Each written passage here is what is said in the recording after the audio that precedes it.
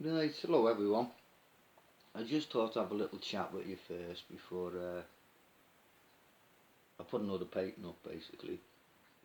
I've got my glasses on because I've wrote some things down. Right, so let's talk about the mount. Now here's a little mount here, right. Now, you can buy the card yourself, the mount card, and comes in fairly big sizes. I think online you get about £3 and you've got postage in. In your local art shop it'll probably cost you about £5,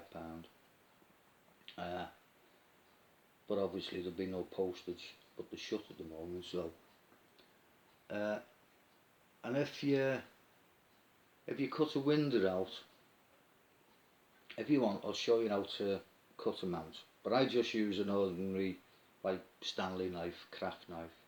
You can get special cutting tools to cut them out so they've got a nice bevel on, but I don't bother with that. I mean, if I want a nice bevel one for a special painting, then I'll uh, I'll have to buy one sort of, or buy a tool and cut it myself.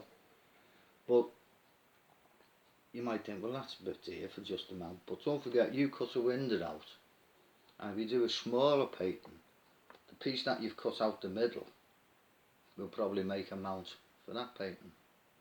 Hope you understand what I mean. You won't be wasting any, unless you get down to that much of a window, and then you do a painting that big, I suppose. But another thing I want to mention is frames. Now, if you've got a frame and you don't like it, it might be one of them older type, you know, the with the gold sort of gilt look type ones, and you think, I don't like that, I'll get rid of that. Don't get rid of it. Paint it. I usually give them a gentle rub down, clean it off, and then I use acrylic paint.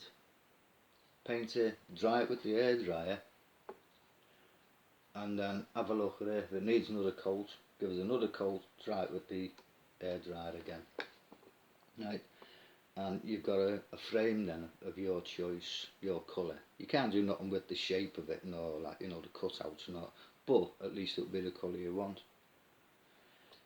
The other good thing to do, but they're shut at the moment, is charity shops. Go round to charity shops and have a look at the pictures they've got, and you find loads where you've got the frame and you've got the mount as well, and it's got a picture in the background, you know, behind it all. But what I will stress, because I've done it myself, is take a tape measure with you. And if you measure your paper, which the paper I use, I said in the last video, is basically 11 inches by 15 inches. It's a quarter imperial, they call it. So you get away with about a quarter of an inch all the way round. So don't buy a picture with a frame, with a mount that's like 12 inches by 16 inches, because it's not going to cover your painting. You can always go smaller, right? Doesn't matter if you go smaller. In fact, I'll show you something now, right?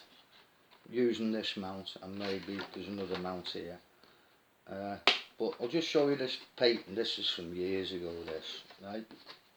It's a painting of a little stream and that I've done, right?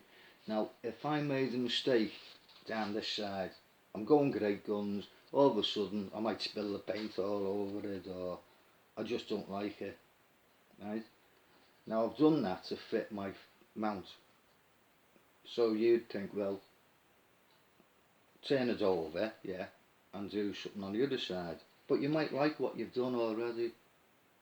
So what do? Throw it in the bin? Or use the other side? No. Change the mount, right? So you can see this mount is smaller than the painting. But if I just want to keep a nice part of the painting that I think is nice, see what I mean? And you can move move your mouse around the paper until you get something you think, oh well, I'm trying to look around the bloody paper here. Right? You might think, oh right, I like that. Right? Just cut your paper down. Simple as that. And the other thing, I wouldn't try cutting these yourself, but sometimes you find them knocking about, even on old patents, but mostly in art shops you might find them. Well, you will find them probably, or in a framing shop you definitely find them. This, right? We'll go that way, or go that way. Right? Now if you do there, right? This is all the bad part of the patent at this end we don't want. So let's shove it over there, right? So we've got rid of this part of the patent, and we've still got a nice patent. Right, so that's there. So it's just, don't throw your patent away, you might be able to do something with it. The other thing, getting onto the paper, I said watercolour paper, £140 or 300 gram. I think it's gram. GSM, isn't it? So, but have a look. That's a decent paper. It's not the thickest paper, but it'll do for what we're using it for. You can buy cheap watercolour pads from, I mean, we've got a place in England, well in Britain probably, called The Works. I put a link up to that, didn't I, about a brush or something. Now they're about 180 grams. So you can have a go at painting on it, doing a full painting on it. But if you do a really good painting and it's not good quality paper, it'll look okay, but it won't look as nice as it could do, you know what I mean. But you can use that cheap paper, I call it, to doodle. And sometimes it's nice just to sit there and doodle. You might be watching the telly or whatever. Just use one thing of paint, or 2 colours of paint, 3 colours of paint, and just do a little doodle. I don't mean of a full painting, but of things within a painting, like a tree, stuff like a fence, privets, you know, that type of thing. Like this, you see that? Now, I don't like the shape of the tree, but it was only a doodle, and I was trying out the snow effect on a tree. Now on cheap paper that doesn't matter, because you're not soaking the paper first to do a wet and wet painting, so that'll be fine. Where are we on to now? Right. Oh, and with your palette when you're painting, I showed you the white plate I used. That's my dinner plate, that's it. But obviously try and use something that's white. If you've got a red plate, don't use that, because the colours won't show up properly when you get used to putting colours on that. You've got colour, you go, can't see, but where to put that red? You're not going to see it. So a white plate or a white proper palette. The reason, right, I haven't done a painting with colours, to me, it's like, oh, how can I put it? It's like starting a new job, and you go to the job, and the bloke showing you your work, he says, right, that's the machine you'll be using, right? And what happens, you get this piece and you put that in, and then you get these 2 pieces and you put them together, and you put them behind that, and then you get that one over there and that one there, and you put them and you put them under them one, and he says, there you go, carry on, and walks off. You go, wait, whoa, whoa, whoa, hang on, you showed me all that, but how do I use the machine? What buttons do I press? You understand what I'm getting at? I don't want to confuse you with showing you use these colours and all that, because it'll, well, basically it'll confuse you, and it can put you off painting, believe it or not.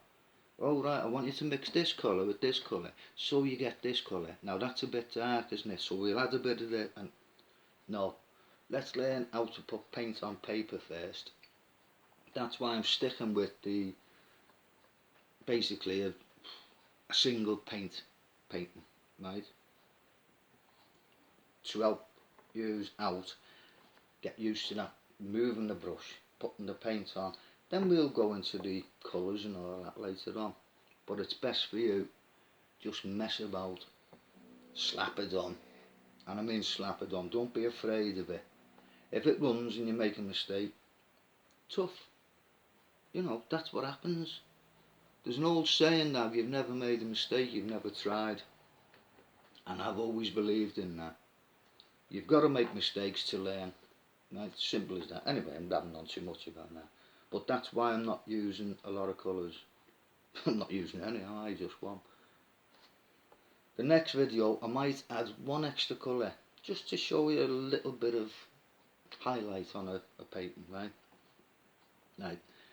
I was going to talk about paper and the reaction, but I've basically mentioned that if you put a wash on tin paper, it'll go wee, it'll buckle, and you don't want that. Sometimes even the wallpaper, sometimes even the watercolour paper will buckle a bit. Try not to worry too much about it. You can use these instead of tape, right? But what you've got to do then, you've got to cut your board. Right, this is a board I made, just a piece of MDF, yeah, something like that, isn't it? Yeah, and a piece of like 2B1 nailed to it. Alright, I painted the MDF so that any water getting onto it wouldn't, you know, affect the wood underneath. Same thing, just acrylic paint. Wow, was over with the hairdryer. But these little alligator clips or whatever you call them, you can put your paper on there, as long as your board's only about that much bigger than your paper at the sides. I'll show you roughly a piece of paper. Right. So there we go. Right. Now you can just do that. And you can see this board's a bit big, I've got to cut it down. I've done the board before I realised I can use clips. I've got to cut it down a bit, I'm not worried about that. And put the other clip that side. Now when you see your painting or your paper start to buckle a bit, just take one of the clips off, and all you do is grab your paper and just pull it slightly. Not that hard, because it's wet paper or damp paper, you don't want to rip. Just pull it slightly, put it down, keep hold of it and put the clip back on. That'll flatten it out a bit for you. If you do your painting and it's buckled, like if you look at that edge there, see where it's buckled a bit. When the painting's dry, just put some books on it. Be best putting another board on, then wait, basically, put some weight on it. Leave it overnight, it'll be fine.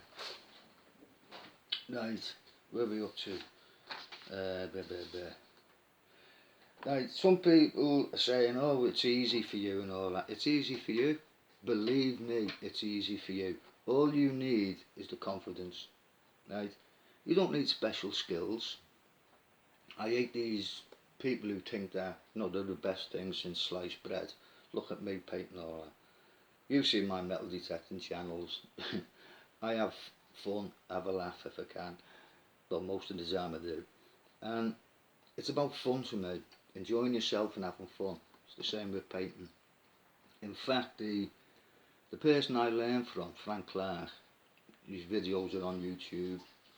I advise you to watch him. He's very, very good.